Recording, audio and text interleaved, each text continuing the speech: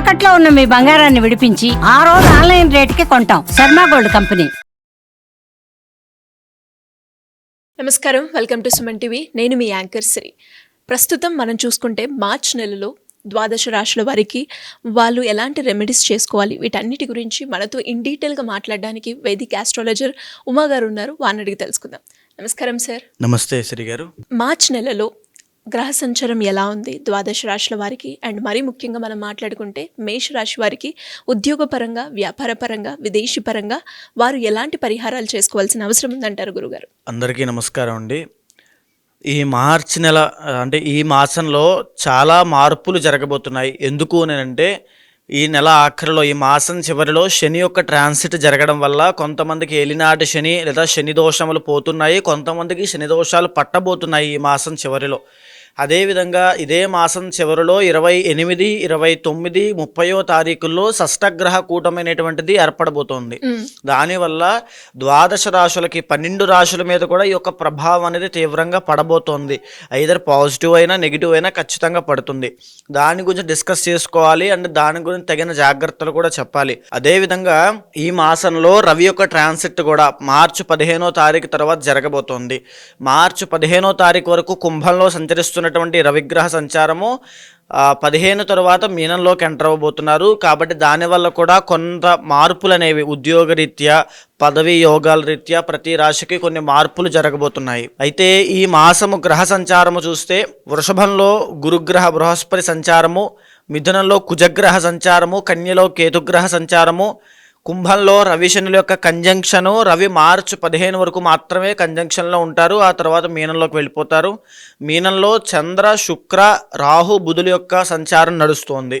మేషరాశి వారికి ఉద్యోగపరంగా, ఆర్థికంగా, సంతానపరంగా, విదేశీ పరంగా ఎలా ఉండబోతుంది గురుగారు? మేషరాశి అశ్విని నక్షత్రము, భరణి, కృత్తిక 1వ పాదం వరకు సంచరించేటువంటి ఈ మేషరాశి వాళ్ళకి మరీ ముఖ్యంగా చెప్పాలంటే ఈ మాసము 6 గ్రహాలు చక్కగా యోగిస్తున్నాయండి. అంటే 2వ స్థానంలో గురుడు యోగదాయకంగా అద్భుతంగా ఉన్నాడు, 3వ స్థానంలో కుజుడు, 6వ స్థానంలో కేతువు, ఏకాదశంలో రవి. అది మార్చి 15 వరకు మాత్రమేనండి ఏకాదశంలో రవి. తర్వాత అదే ఏకాదశంలో శనీశ్వరుడు కూడా చాలా బాగా యోగిస్తున్నాడు. 12వ స్థానంలో శుక్రుడు కూడా అద్భుతంగా యోగిస్తున్నాడు అని చెప్పొచ్చు. అయితే ఇప్పుడు ఒక్కొక్క గ్రహం గురించి మనం మాట్లాడుకుంటే 2వ స్థానంలో యోగించేటువంటి గురుగ్రహ సంచారం వల్ల వీళ్ళకి ధన ఆదాయం, ఫ్లో ఆఫ్ మనీ అనేటువంటి చాలా బాగుండే అవకాశాలు ఉంటాయి. వీళ్ళ మాట వల్ల చక్కగా డబ్బు సంపాదించడము, డబ్బు ఖర్చు పెట్టడము కూడా, అంటే మనీ విషయంలో మార్చి 15వ తారీఖు వరకు ఎలాంటి ఇబ్బందులు ప్రత్యేకంగా రావు అని చెప్పచ్చు. 3వ స్థానంలో కుజగ్రహ సంచారం నడుస్తుండడం వల్ల చేతి వృత్తి వ్యాపారం చేసుకునేటువంటి వాళ్ళు, చిరు వ్యాపారస్తులు, లేకపోతే ఎలాంటి వ్యాపారం చేసే వాళ్ళైనా, లేకపోతే గవర్నమెంట్ జాబ్ ఆస్పిరెంట్స్ అండి, వాళ్ళకైనా సరే మార్చి 15 లోపు శుభవార్తలు వినే అవకాశాలు ఉంటాయి. మార్చి 15 దాటిందంటే వాళ్ళకి నిరాశ, నిస్పృహలు ఎదురవుతాయి ఖచ్చితంగా.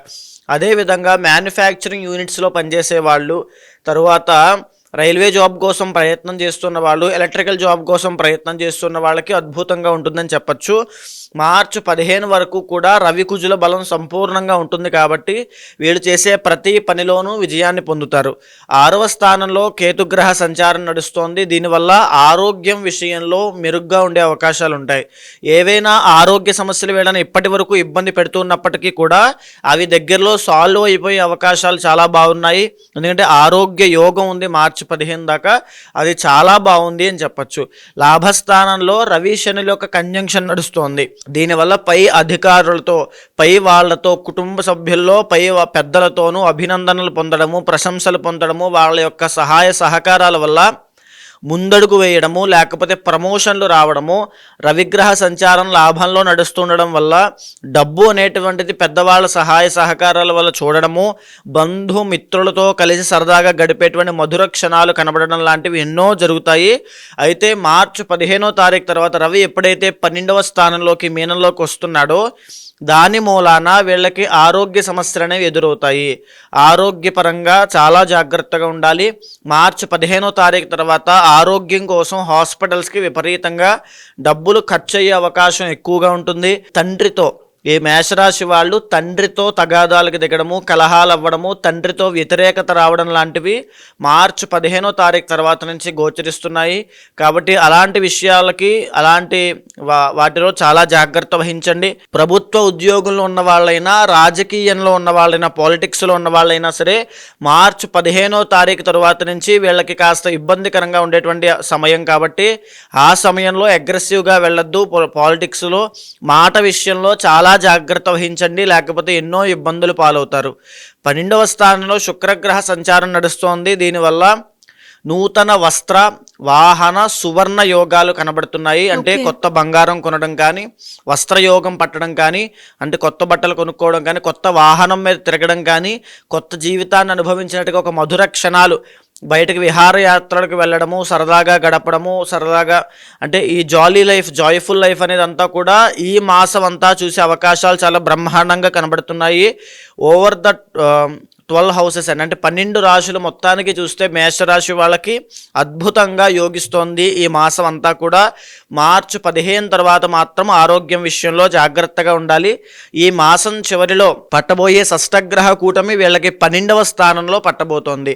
మీరు బాగా గమనిస్తే మార్చి 15 నుంచి ఆరోగ్య సమస్యలను నేను ఆల్రెడీ చెప్పాను. ఈ మాసం చివరిలో షష్టగ్రహ కూటమి 12వ స్థానంలో పడుతోంది. ఎవరికైనా ఆరోగ్య సమస్యలు ఉన్నట్లయితే వాళ్ళు ఆరోగ్యం పట్ల చాలా ప్రత్యేకమైన శ్రద్ధ తీసుకోండి. లేకపోతే అవి దీర్ఘకాలిక ఆరోగ్య సమస్యలుగా ఇబ్బంది పడి సర్జరీలకి, ఇంజురీస్కి, లేకపోతే చికిత్సలు చేసుకోవడము, లేకపోతే హాస్పిటల్లో అస్తమాను తిరగడము, మెడికేషన్ వాడుతుండడం లాంటివి జరిగే అవకాశాలు ఉంటాయి. ఇవే కాకుండా విదేశీ యోగము అంటే విదేశాలు ప్రయాణం ఉన్న వాళ్ళు ప్రతి ఒక్కరూ మానుకోవడం చాలా అవసరము. ఇప్పుడు కనుక దూర ప్రయాణాలు చేసినా, విదేశీ ప్రయాణాలు చేసినా ఇబ్బందికరంగా ఉంటుంది. మేషరాశి వాళ్ళు విదేశాల్లో ఉన్న వాళ్ళకి కూడా ఈ మాసం చివరి దగ్గర నుంచి వీళ్ళకి కాస్త ఇబ్బందికరంగా పరిస్థితులు ఎదురయ్యే అవకాశాలు ఉంటాయి. అక్కడ విదేశాల్లో ఉంటూ ఉద్యోగం లేక, వ్యాపారం సరిగ్గా లేక, డబ్బు రాబడి లేక చాలా ఇబ్బంది పడే అవకాశాలు కనబడుతున్నాయి. మేషరాశి వాళ్ళు మీ యొక్క ఇంటర్నల్ జాతకం కూడా చూసుకోండి. ఇంటర్నల్ జాతకంలో D1 చార్ట్లు సంబంధించి దశ అంతర్దశలు చూసుకుని వారు ఏ ఫలితాలు ఇస్తున్నారో చూసుకుని వాళ్ళకి తగినట్టుగా శాంతి పరిహారములు ఆచరిస్తే 6 గ్రహాలు యోగిస్తున్నాయి. కాబట్టి చాలా తొందరగా, ఈజీగా వీటన్నిటి నుంచి ఓవర్కమ్ అవుతారు. చాలా బాగుంటుంది. మరి వీరు ఎవరైనా కూడా పరిహారాలు చేసుకోవాలి అంటే ఏం చేసుకోవచ్చు అంటారు గురుగారు? మేషరాశి వాళ్ళకి షష్టగ్రహ కూటమి 12వ స్థానంలో పడుతోంది. ఆరోగ్యపరమైన ఇబ్బందులకు వస్తున్నాయి. కాబట్టి ఆదిత్య హృదయము ప్రతిరోజు సూర్యోదయం వేళ సూర్యుడికి అభిముఖంగా కూర్చుని ఆదిత్య హృదయాన్ని 3 సార్లు పారాయణం చేస్తే అఖండమైన తేజస్సు, ఆరోగ్యము, ఐశ్వర్యము కలుగుతాయి. జాతకరీత్యా ఎవరికైనా ఎలాంటి సమస్యలు ఎదుర్కొన్నప్పటికీ దానికి తగ్గట్టుగా పరిష్కారాలు చేసుకోవాలి అంటే ఏ విధంగా మిమ్మల్ని అప్రోచ్ అయ్యే ఛాన్స్ ఉందంటారు గురుగారు? తప్పకుండా అమ్మా. ఏదైతే మనం మాస ఫలితములు, వార ఫలితములు, తర్వాత సంవత్సర ఫలితములను మాట్లాడుకుంటున్నామో అది గోచార ఫలితంగా మన మీద 30 నుంచి 45% మాత్రమే ప్రభావితం చూపిస్తుంది. మిగతా % అంతా కూడా ఇంటర్నల్ జాతకం మీద ఆధారపడి ఉంటుంది. కాబట్టి కంగారు పడాల్సిన పని లేదు. కొన్ని రాశుల వారికి యోగాలు బాగాలేని డిసప్పాయింట్ అవ్వాల్సిన పని లేదు.